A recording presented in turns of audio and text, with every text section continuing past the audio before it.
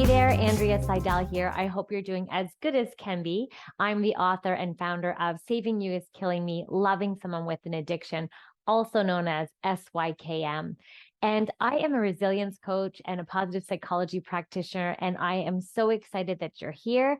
And sometimes I say, I wish we were meeting under different circumstances if you love someone with an addiction. But I'm so happy we found each other because we are here to support one another. Now, if you're here because you are obsessed with books like me, you are going to get so much out of this book summary. And so if you are trying to heal trauma, if you're trying to restore wholeness, then this is the book for you. It is called No Bad Parts. So I am so excited. We're going to jump into this book now. So I bet you have had a voice that's kind of like a drill sergeant voice in your head, kind of pushing you to train harder, pushing you to take action towards your goals. Or maybe you have that voice in your head that's holding you out of fear from something. So sometimes these voices are really strong and they actually drive us to do things, or they stop us from doing things out of fear, or, so these voices sometimes can also get swept under the carpet and hidden or buried down, and we don't listen to those voices. But what if these voices weren't all bad? Like, what if they could support our well-being in some kind of way? For example, maybe an angry part of us, helps to develop our boundaries, or helps us to discern when we're uncomfortable.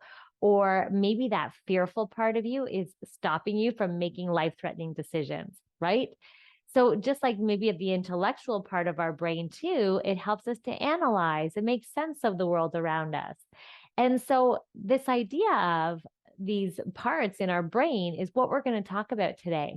So in the book, No Bad Parts, Richard Schwartz argues that we're all made up of many distinct parts, and they're like inner voices inside our head, and that they're all different. They all play a different role, and there's different things that that are happening in our lives that contribute to these parts.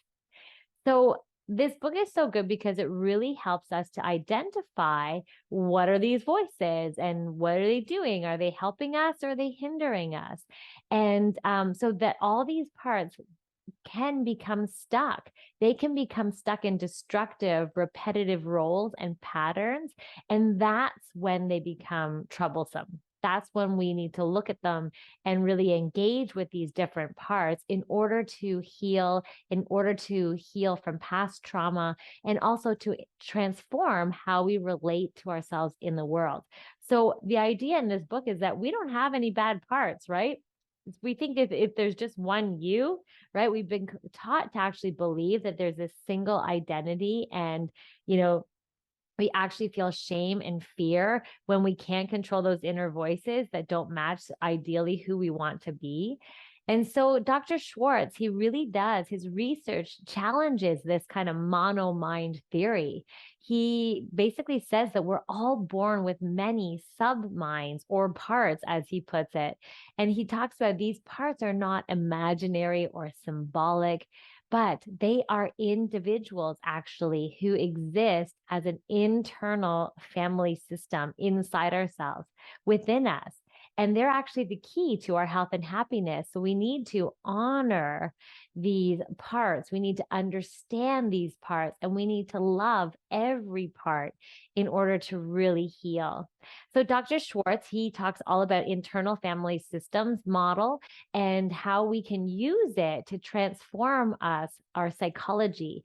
And it's been around for a long time. And basically, we keep this idea of no bad parts in our mind, and we can dig in. And that's what we're going to do right now. We're going to dig into why this internal family system model has been so influential when it comes to things such as trauma recovery, addiction therapy, and depression treatment.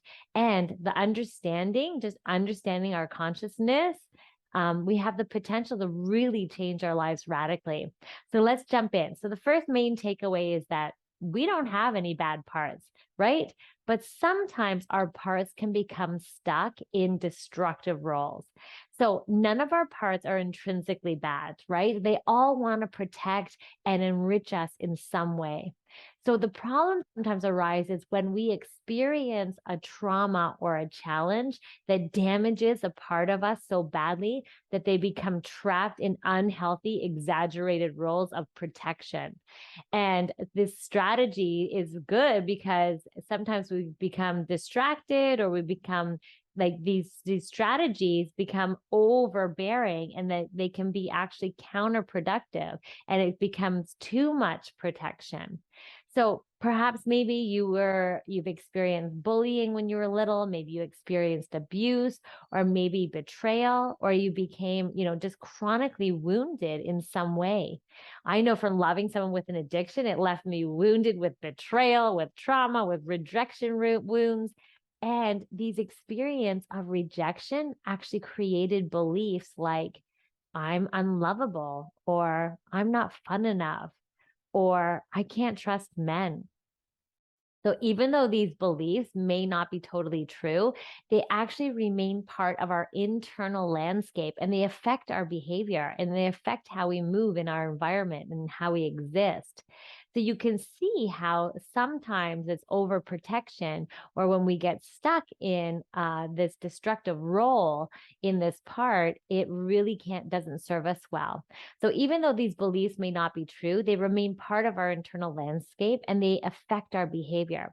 So often, because we don't know how to deal with or process the pain, these certain parts get buried down and they become hyper protectors. And I'm curious, do you have any hyper protectors? Do you have any parts of you that are like on overdrive because of something you've gone through in the past? I know I have. So it took me a long time to start dating, even after I lost my addicted loved one. So our parts can be triggered and on guard at any given moment. So we don't have any bad parts, but sometimes the parts can get stuck in this destructive role. So in the book, Richard Schwartz, he talks all about how these painful and traumatic experiences that we haven't dealt with, they can really bring out parts that step up this protector, brings up these parts that like are protectors. And so some of these types of protectors might be the manager. For example, the manager can be mean, it can have critical voices, it can mimic parents or teachers, and it's trying to keep us out of trouble. And that can be one of the voices in our head, that protector. The other one might be a people pleaser. I know this one really resonates with me. It's like, it's basically the people pleaser is telling us and training us to avoid the threat of loneliness, of being alone. Or there might be that intellectual analysis part of you. It's trying to it basically keeps us stuck in our head and moves us out of our body where we might be feeling some uncomfortable sensations. So now the managers, they mean well, right? But the impact can be paralyzing. These protectors can mean well, but they don't just stop us from feeling pain, but they also prevent the feelings of happiness and joy, because they're literally numbing things down. So protectors prevent us from doing things and from experiencing things. They sometimes get in hyperactive mode. Alongside the managers, I love the way he put in his book too. Schwartz talks about this other category of protector, which is the firefighter. Think about that. So these parts spring into action, right? So despite what the manager's efforts are of protecting, the firefighters, when they feel like there's a trigger, when they feel like there's about to be pain, or you're about to feel something's causing us to feel pain, the protector firefighters kick in and they want to put that fire out, so to speak. And so it makes us reach for things like drugs, alcohol, sex, or even Netflix, or just overeating even.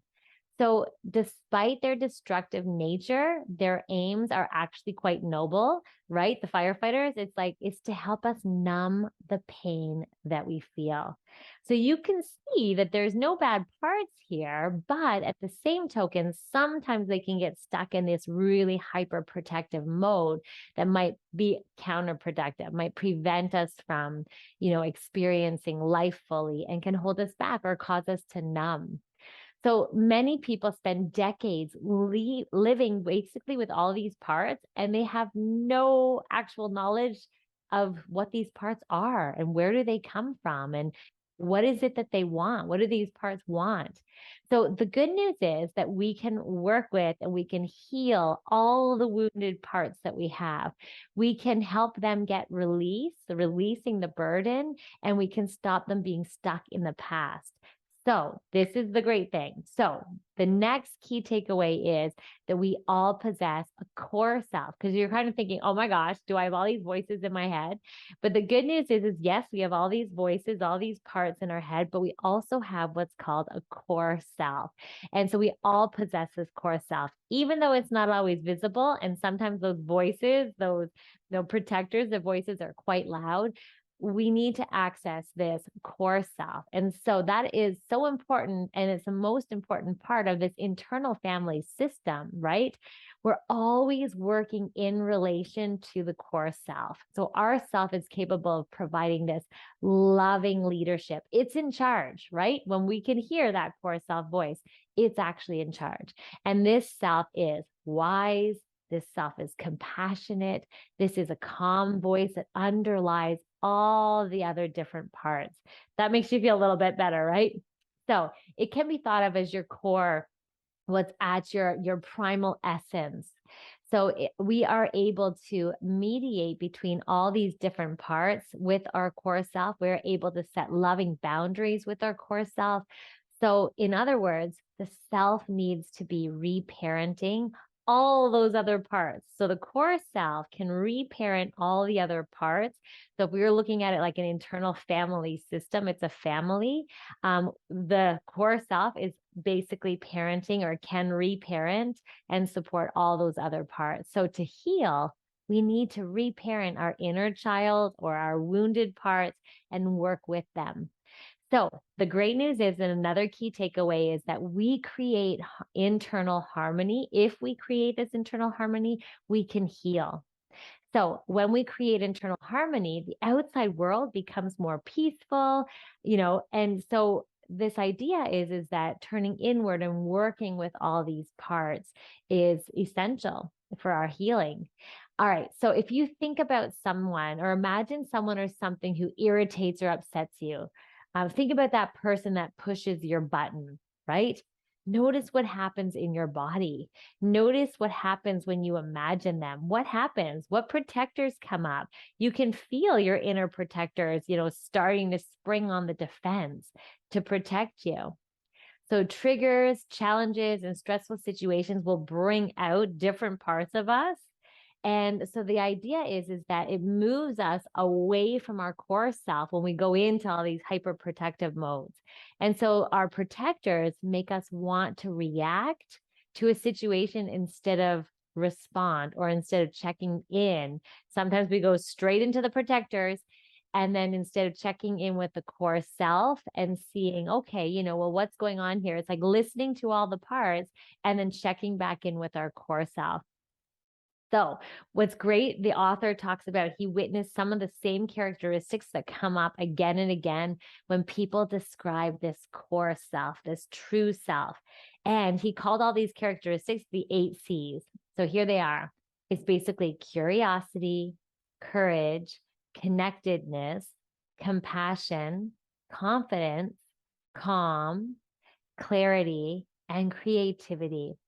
So if you want to know whether you're in tune with yourself, think about how many times that these qualities you're experiencing within the day. So think about how often are you curious during the day? How often are you displaying courage? How often do you feel a sense of connectedness with those around you? How often are you in compassion? And how often are you feeling confident and calm and clear and creative? When you're really practicing all these C's, when you're in those moments, you're very in tune with your core self. And so, think about those times throughout your day. Do you respond with curiosity to your inner fears? Or are you immediately critical or scared? Or do you feel mentally clear and focused? Or do you not, right? So this idea is that kind of seeing where you are throughout the day and tapping into that, and kind of the more we can work with our parts and connect to our core self, the more we'll be able to engage positively with our parts as well as the outside world. Instead of sitting in that overprotector and responding to the world in that way, it's like seeing that voice of the inner protector and then coming back into your core self, and we're better able to, positively engage in the outside world. So healing is all about our ability to come back into our bodies and experiencing actual pain. And so often we disembody to numb our feelings, or we go into that hyper overprotection mode that doesn't serve us. So when we ignore our parts, it's common for us to suffer physically and emotionally. And so this internal family system therapy idea that he talks about in his book, the body is just as crucial for healing as our minds. It's intimately connected. So when we're harmonious with our inner parts, our body, as well as our mind and our voices, we're more receptive to the signals that our body is telling us. We're more receptive to the voices. And that naturally allows us to better take care of ourselves and to make better choices for ourselves, right? So I'm curious, how do you feel in your body right now, right? Are you numbing sensations? Maybe through taking medicine or overeating or compulsive exercising or, drugs. So how are you feeling right now? Come drop into your body. And what you could do is ask your protectors why they're scared of basically letting you feel all these feelings. Ask your protectors, what is it that they're preventing you from feeling, right? What are you scared of by letting yourselves be fully present as you come into your physical body? And ask your protectors, what are they scared of if you fully let yourself be present in your body? And what would happen if you felt every bodily sensation, right? If you listened to what your body was trying to tell you. And so that's one of the keys and one of the takeaways to healing as well. All right. So the next step is to see this as a daily practice. You're not going to get good at this like overnight doing it one time. So the idea is just, I believe for me, it's also just the awareness of all these different parts. If there's no bad part, it's like, oh yeah, what's this telling me today? Or, oh yeah, it's like, okay, and I have this voice in my head and I call her Mean Mary. And Mean Mary is actually really hyper vigilant in terms of my food and my weight and what I look like and this and that. And so I have to talk to Mean Mary in a loving way and say, okay, Mean Mary, thank you so much for the motivation that you're bringing me to go exercise and to eat healthy. I will take care of that need. I will take care of you. It's like, but I need to turn down the volume on your meanness because it doesn't feel good to me. It's like I'm talking back to Mean Mary. I named her and everything. So connection to your inner parts through daily practice is essential. And what he suggests in his book is to begin just set up as if you're about to meditate. Sit somewhere you feel relaxed and just start with some deep breathing just to ground yourself before starting. Then he suggests to do a body scan of your body and also a scan of your mind, those parts, and notice any emotions, any sensations, or any impulses that might emerge. Then as you sit there, check if there's a particular feeling or thought that's clamoring for your attention, right? Is there a thought or a feeling inside your body that is basically wanting you to notice them, notice that attention? So observe it as closely as possible, just getting quiet and listening and noticing any particular feelings or thoughts that are clamoring for your attention. Then observe it closely as possible. So where is that feeling located inside your body, right? And how do you react to it, right? Are you scared? Are you embarrassed? Are you disgusted? Like, how are you reacting to this feeling that's located in your body? And then ask yourself of any parts of yourself with, a strong reaction, if they're prepared to step back. So maybe you have some protector parts going on to protect you from seeing something else that's going on. It's like, okay, ask the protectors to step back so you can see what's going on there. And then when you can see what's going on there, it's like, okay, so ask them to step back for a moment so you can get to know the sensations in your body better. It's like protecting from feeling that feeling.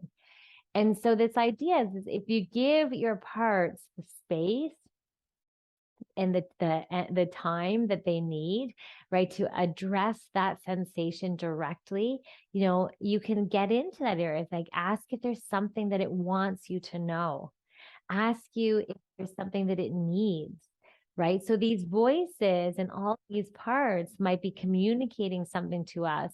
But sometimes we maybe the voices, me and Mary, for example, might be a lot louder than, than the compassionate inner nurturer. I call it the inner nurturer.